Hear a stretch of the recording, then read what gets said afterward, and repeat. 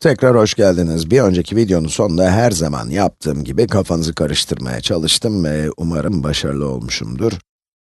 Şimdi hemen bir iki saniye içinde yeni vektörleri çizelim. İlk vektöre a vektörü diyelim. Şimdi farklı bir renkle yazayım çünkü bu diş macunu rengi sıkıcı olmaya başladı, monotonlaşmaya başladı. İlk vektöre a vektörü diyelim ve ilginç bir şey yapalım. A vektörünü eksi 3 çarpı i, birim vektör i, artı 2 çarpı j, birim vektör j olarak yazalım. Elimizde b vektörü de var. Bu da, yani bu vektörde, b vektörde 2 çarpı birim vektör i artı 4 çarpı birim vektör j'ye eşit. Son videoda birim vektör gösteriminin neden güvenilir bir yol olduğunu, neden güvenilir olduğunu ve bu durumun neden kullanışlı olduğunu göreceğimizi söylemiştim. Şimdi bunu göreceğiz. Şimdi vektörleri toplamak için süper bir yöntem kullanalım. İlk olarak bir vektörün başlangıç noktasını diğer vektörün bitiş noktasına ekleriz ve sonra da çizeriz. Ve böylece yeni bir vektör elde etmiş olduk. Bu durumu açıklamanın tabii çizerek göstermekten başka yolu yok. Fakat şimdi vektörleri, birim vektörlerin katları olarak yazarsam çizmeme gerek kalmaz. Ve bu şekilde yazarsam vektörleri toplamak gerçekten çok kolay olur. Peki bunu nasıl yaparız? Sadece x bileşenlerini ve y bileşenlerini kendi aralarında toplayacağız. Üstteki bu küçük oklar a ile b'nin vektör olduğunu gösteriyor. Yani a artı b eşittir eksi 3 artı 2i.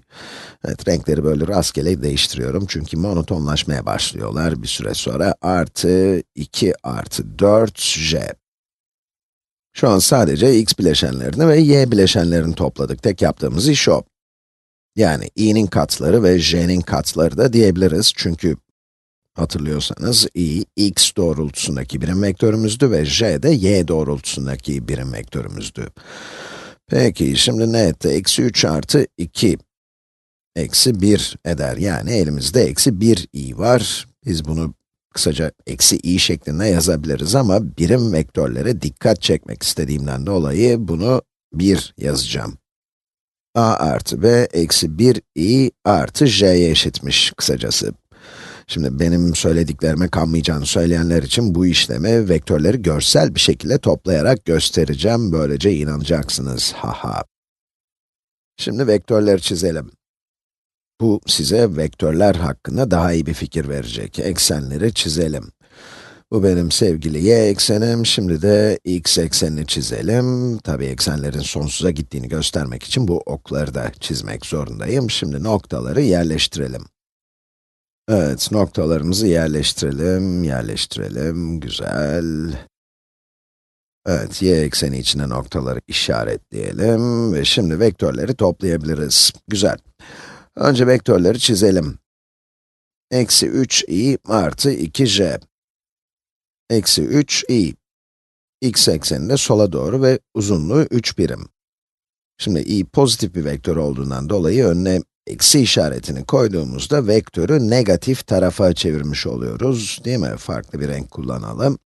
2j vektörü ise pozitif y ekseni doğrultusunda ve uzunluğu 2 birim.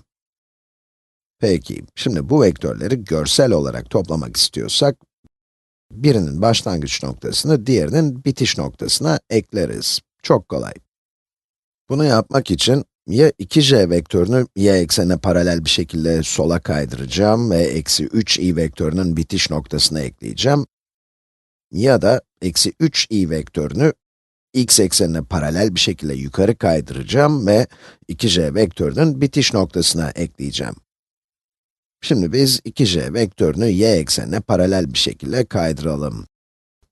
Eğer bu şekilde yaparsak 2j vektörünün başlangıç noktasını eksi 3i vektörünün bitiş noktasına eklemeliyiz. Hatırlayın, ucuca ekleme metodunu kullanıyorduk. Peki ne çıktı? Ne çıkıyor?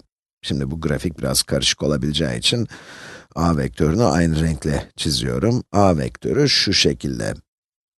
Eksi 3i vektörünün başlangıç noktasından 2j vektörünün bitiş noktasına doğru bir doğru çiziyorum ve bu bizim a vektörümüz. Şimdi geriye dönelim.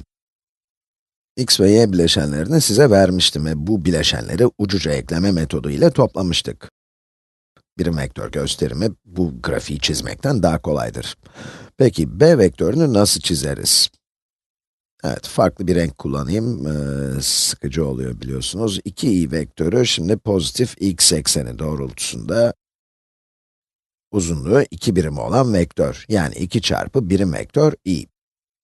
4j ise pozitif y ekseni doğrultusunda ve uzunluğu 4 birim olan vektör. 4j vektörünü sağa kaydıralım ve 2i vektörünün bitiş noktasına ekleyelim. Kırmızıyla yapacağım bunu. 2i vektörünün başlangıç noktası ile 4j vektörünün bitiş noktasını birleştiren bir doğru çizelim. Yaptığım şey bileşenleri ucuca eklemek ve böylece b vektörünü elde ettik. A ve b vektörlerini görsel olarak toplasaydım, az önce yaptığım gibi bileşenlerini toplayacaktım. Yani bir vektörün başlangıç noktasını diğer vektörün bitiş noktasına ekleyecektim. Sonuç olarak her iki yöntemi de kullanabiliriz. A vektörünü elde ettiğimiz b vektörüne paralel olarak kaydıralım. Hatırlayın, bize sadece yönlerin büyüklükleri verildi. Yani başlangıç noktasını bilmemiz gerekmiyor. Yani vektörleri kaydırabiliriz ama onların doğrultularını ya da büyüklüklerini değiştiremeyiz. Burası önemli. Şimdi a vektörünü b vektörünün bitiş noktasına ekleyelim. A vektörü, b vektörünün bitiş noktasında başlıyor. Vektörü hareket ettirmekle değiştirmiş olmazsınız, vektörü değiştirmiş olmazsınız ama doğrultusunu ya da büyüklüğünü değiştirirseniz, vektör değişir. Eğer o zaman a ve b vektörlerini toplamak istersem, yeşille yapayım bunu. B vektörünün başlangıç noktasından a vektörünün bitiş noktasına bir doğru çizerim. Şimdi, elde ettiğimiz vektörün başlangıçta bulduğumuz vektörle aynı olup olmadığına bakalım. Eksi 1i ve 6j vektörlerini çizip, ucuca eklediğimiz takdirde iki vektörün de aynı olduğunu görürüz. Çizdiğim iki vektör tam olarak çakışmadı çünkü düzgün bir şekilde çizemedim. Bu grafiğin çok karışık olduğunu biliyorum ama vektörleri çizebileceğinizi, onları kaydırabileceğinizi, ucuca ekleyebileceğinizi ve böylece sonuç vektörünü elde edebileceğinizi göstermek istedim. Vektörleri toplamanın bir yolu bu ve bu işlemi analitik olarak göstermenin hala bir yolu yok. Ya da herhangi bir vektörü x ve y bileşenleri şeklinde yazabilirsiniz ve vektörlerin toplamı x ve y bileşenlerinin toplamına eşit olur. Bu yol daha net, daha kolay ve hata yapma ihtimali daha düşük olan yol. Umarım bu anlattıklarım sizin için tatmin edici olmuştur ve kafanızı iyice karıştırmamışımdır ve ayrıca birim vektör gösteriminin kullanışlı olduğuna ikna olmuşsunuzdur.